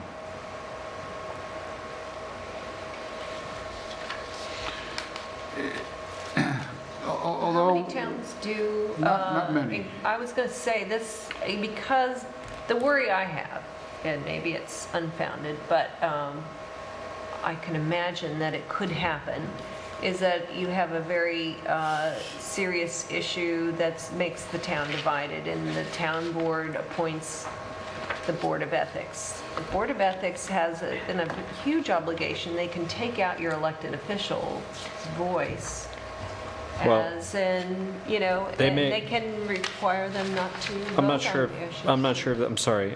Not to interrupt, but I'm not sure that that's accurate. It does say the board shall not impose penalties against the members of the town board. That's correct, right? right, and the other provision is if there is a penalty, there is, the board imposes or a mandatory recusal, there isn't a right to appeal that or take that to Supreme Court to challenge that determination. Oh, that seems, But ultimately, the issue becomes when you have, this is not common language. It was very hard it was easy to find that we had authority to do this. It was hard to find examples of other communities that have actually taken this step. right. But it's hard to find other communities, I think, where a board has actually found a conflict that the board member has declined to recuse themselves. And a board member has to understand that failure to recuse themselves subjects the town, that board, to liability and to a potential outright reversal of that decision that the board makes if the member with the conflict participated in that and voted on that. I don't think most towns have had to take the step because nobody's ever done it Right. in my knowledge. Sorry.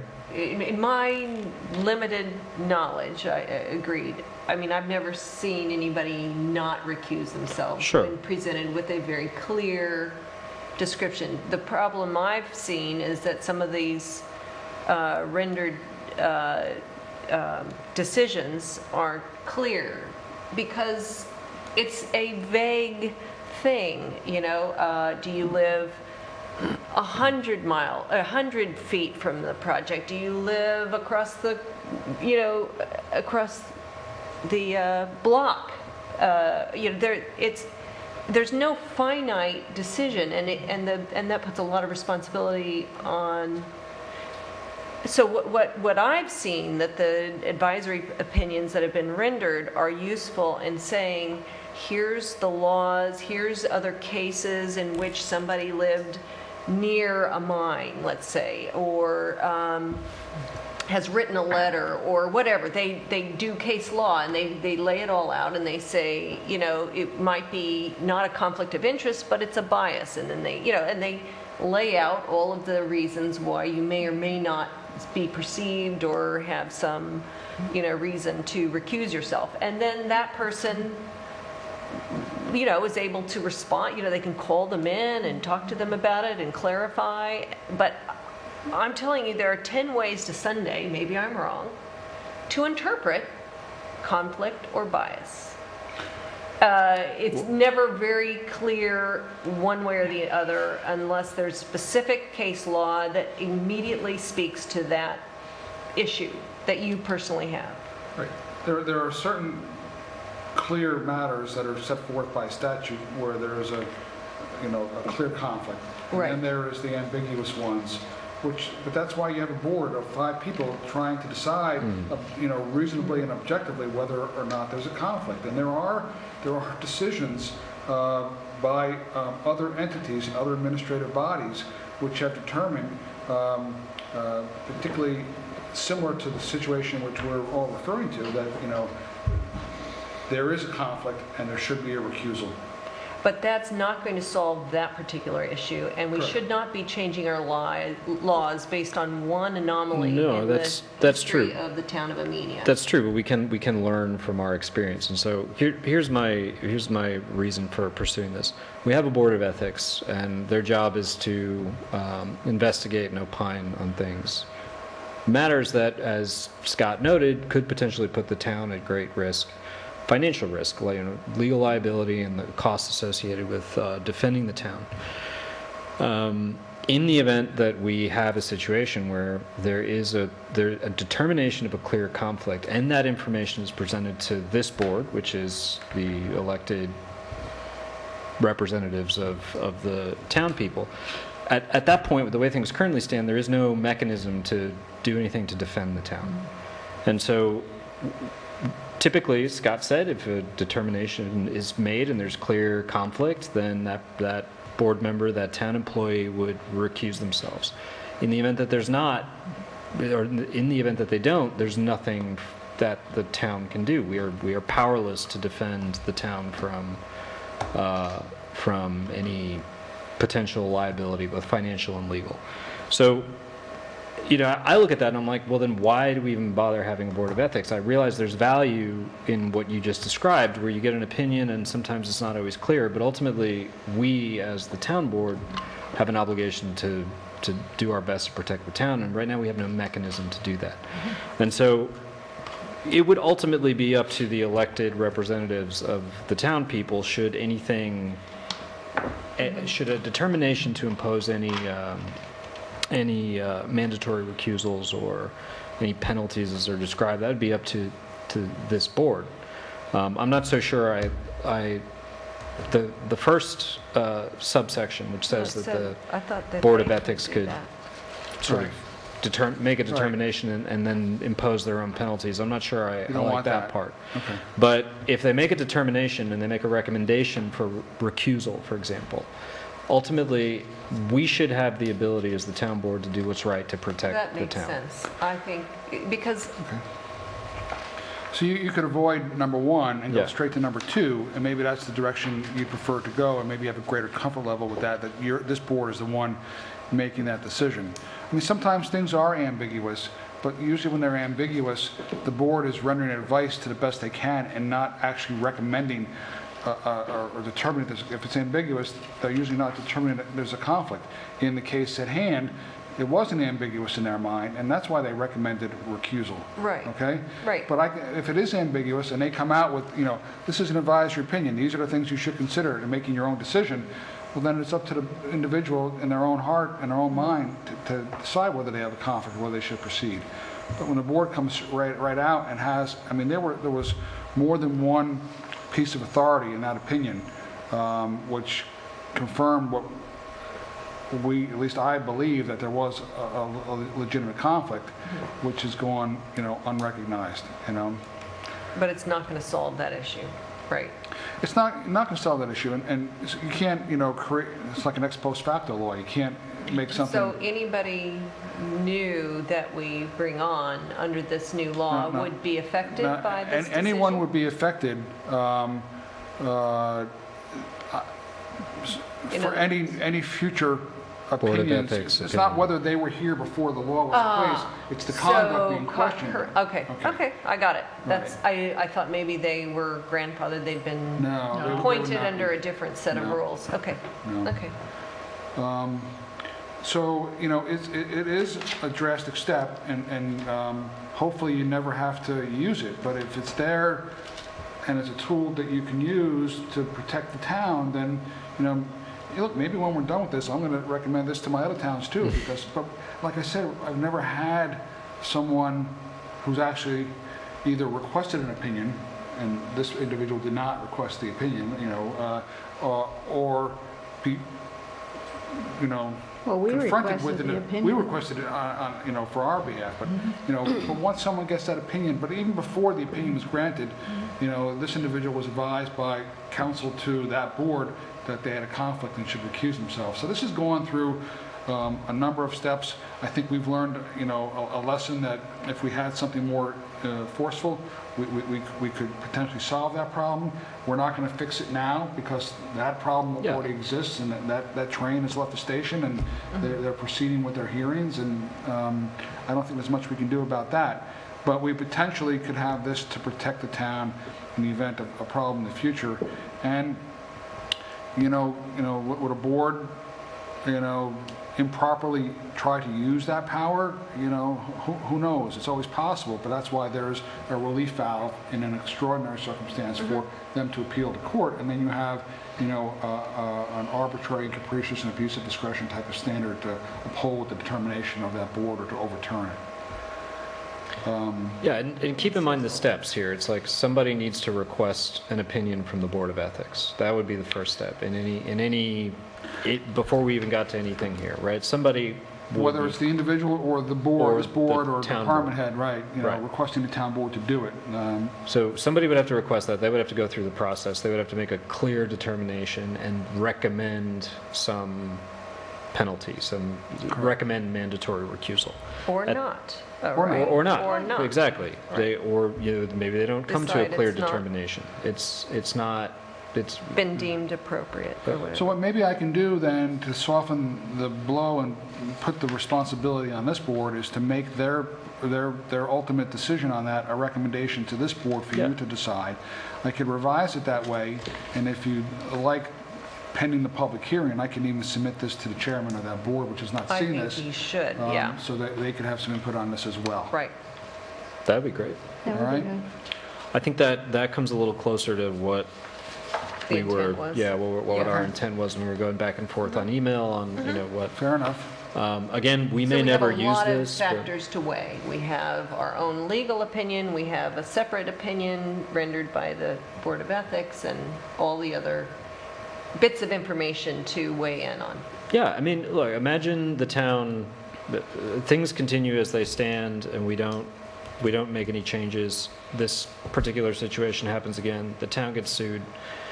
It costs us a lot of money. Somebody's going to come up to one of us and be like, "Why you guys couldn't do anything about that? Could you? There's nothing you could do to stop that." And currently, the way things are, there isn't.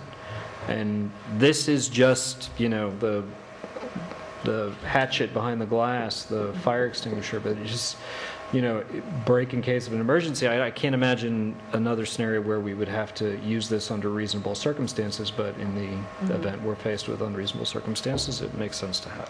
So I think I have a better understanding of what direction you want to go in. Let me revise that. I'll resubmit it to you.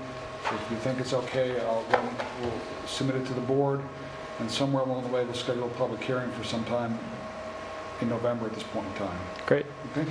thank you. Thanks. Okay, we'll put it on the next agenda for the 18th. Yeah.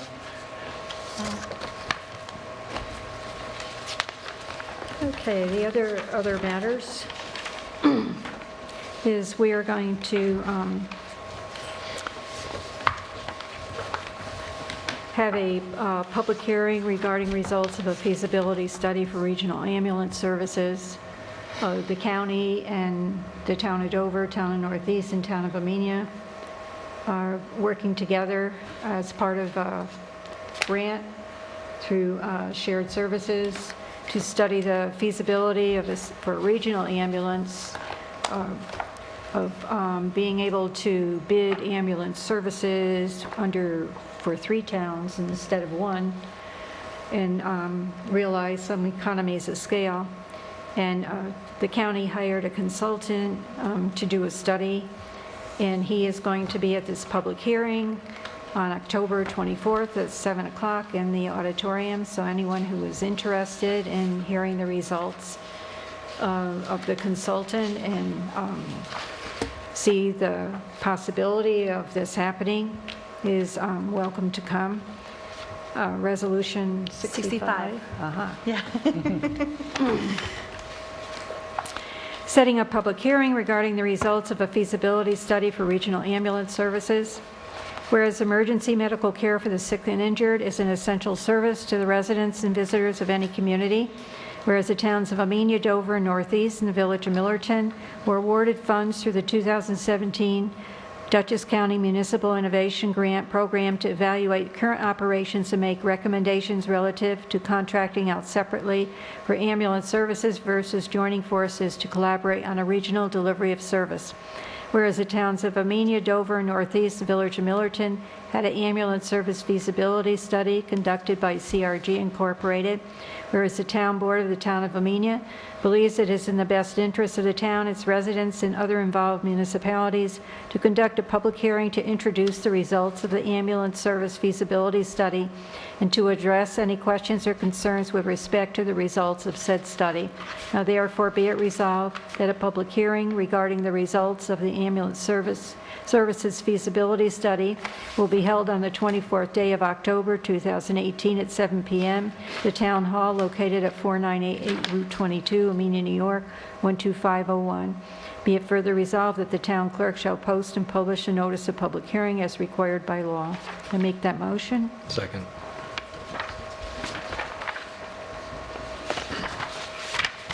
Supervisor Prodi? Yes. Councilwoman Doyle? Yes. Councilman Gutierrez? Yes. And Councilwoman Simoji? Yes.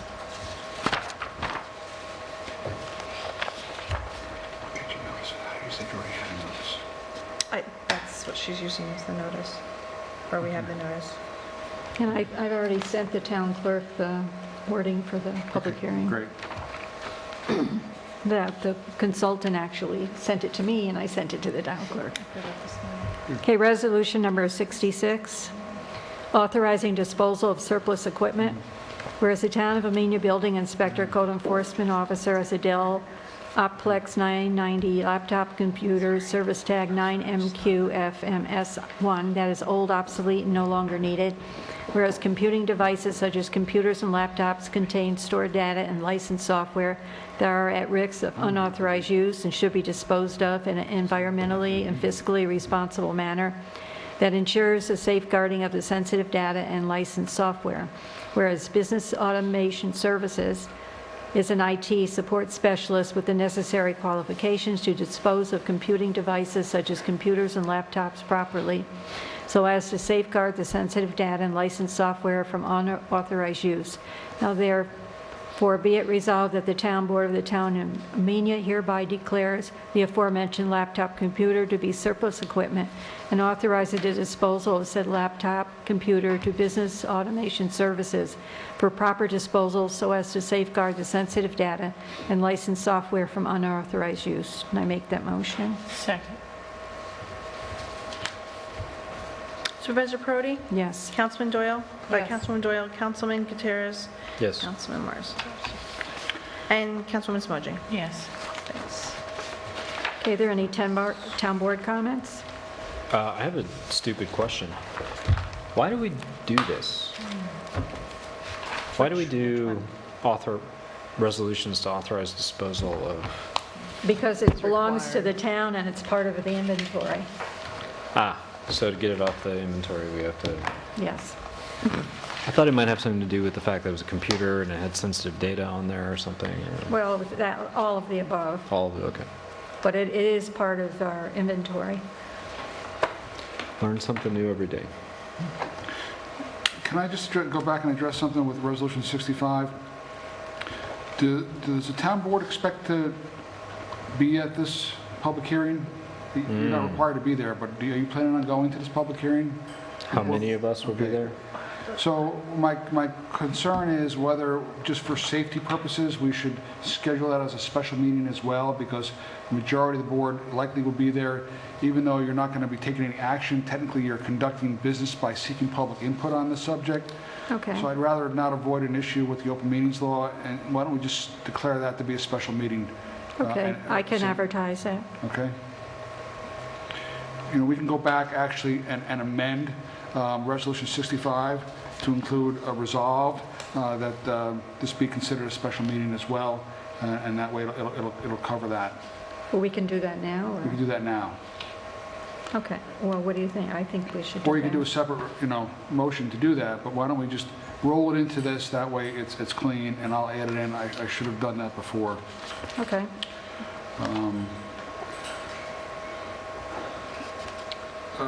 So what would Third we one add up, to the it? third You one need a up. vote to make that amendment? You're going up. We got to see what we're amending first. You're going to go with the first resolve. Yeah, bring it Yeah. Here's that all. So let's go back and make a motion to amend Resolution number 65 to add a first resolved, which says that the town board schedules a special meeting for October 24th, 2018 at 7 o'clock p.m. and be it further resolved, and we'll continue with the two resolves that are there. So we're just going to add a new resolve, scheduling this as a special meeting. Okay, you want to read that again? What is that, resolved? That the town board schedule a special meeting for October 24th at 7 PM. Okay, that the town board?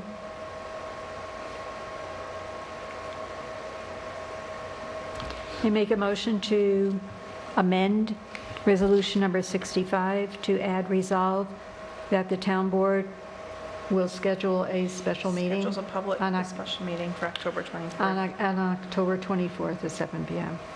Okay, second. All in favor? Aye. Aye. Any opposed? And I'll make sure it's advertised appropriately. Any town board comments?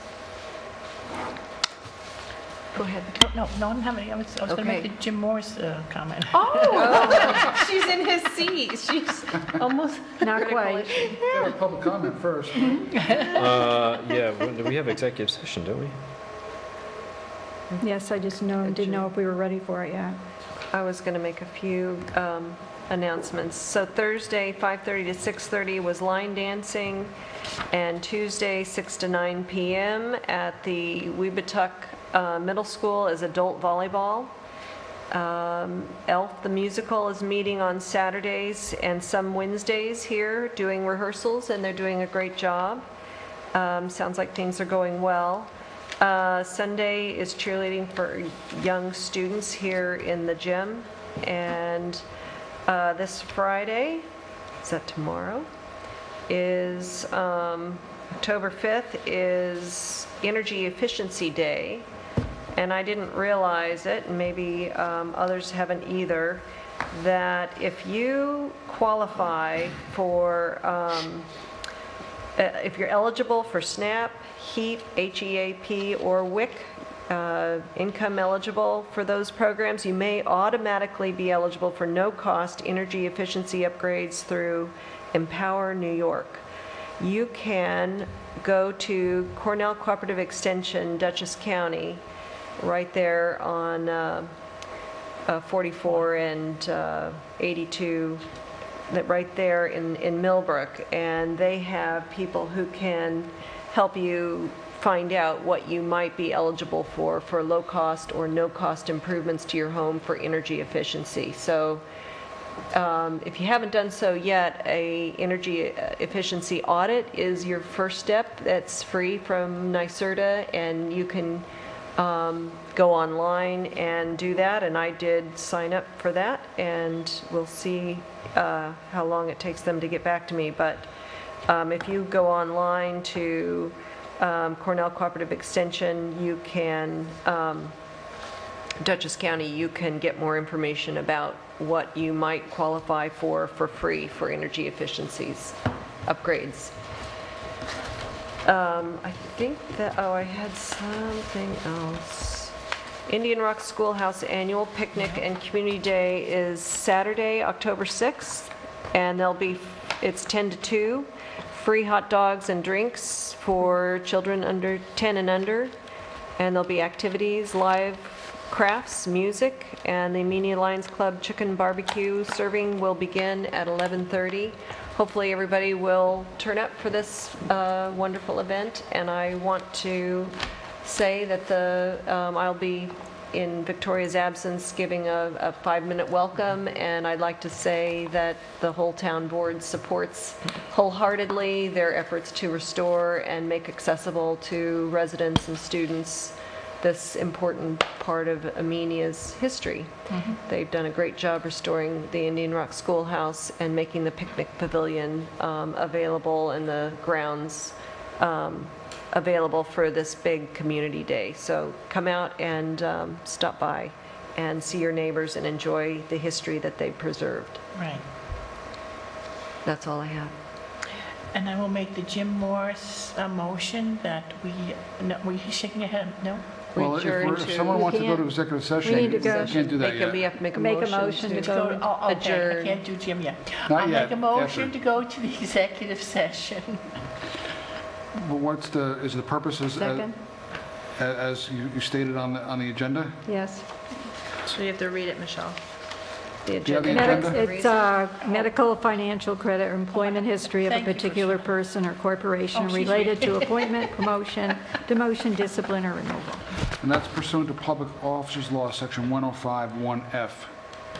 I'll second Yeah, that. that's what I usually put this one on. So you're going to second it now? Yeah. Oh, good. Well, that's a good thing you did that because I changed my glasses already. And the town clerk is excused. And you appointing Vicki Doyle to take the minutes. Okay. I will leave them in your box.